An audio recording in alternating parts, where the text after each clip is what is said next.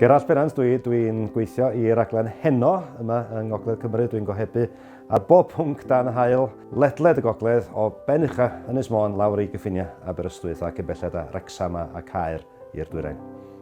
Wel, dwi wrth fy modd yng nghwmni pobl, a mae hynny'n hanfodol i'r swydd achos ti bob dydd, trwy'r dydd, a'r nos weithiau yn cyfarfod pobl, holi nhw, ceisio gwybod pam bod y pwnc ma'n nhw'n yn ddiddori nhw yn boblogaidd ac wedyn yn waith i ydi trosglwyddo'r brwdfrydedd hwnnw a wneud o'r eitem ar gyfer heno. O ran fi'n hun, dwi yn mwynhau cymdeithasu, dwi'n mwynhau cerdded, a dwi wrth y modd bod fi'n byw ac yn gweithio yma yng Ngogledd Cymru.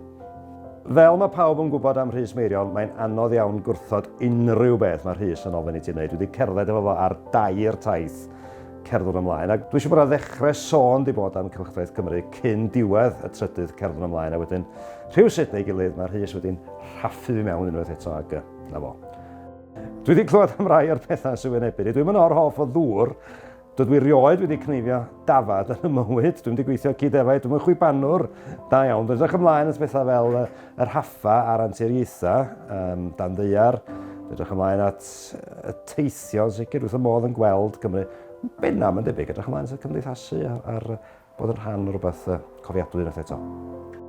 Dwi'n ymwybodol iawn o bwysigrwydd yr achos oherwydd y gwaith mae Rhys Meirion wedi wneud yn hyrwyddo'r achos. Tan i mi gwarfod Rhys a clywed am brofiadau teulu Rhys, ia, mae rhywun yn gwybod am y sefyllfa sy'n wynebu gymaint o bobl sy'n aros am organa newydd a trawsblaniadau. Mae rhywun wedi cwarfod pobl sydd wedi derbyn. Mae yna hefyd achosion trist iawn yn gweld bobl sydd heb gael y cyfle i dderbyn organa.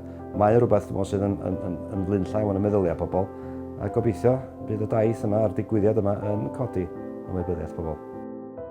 Un peth canolog i'r holl ymgyrch yma gan Rhys Meirion, da ni'n gwybod o'r ffaith bod oedd mor agored ar y cyfryngau pan gollodd o Elen ei chwaer.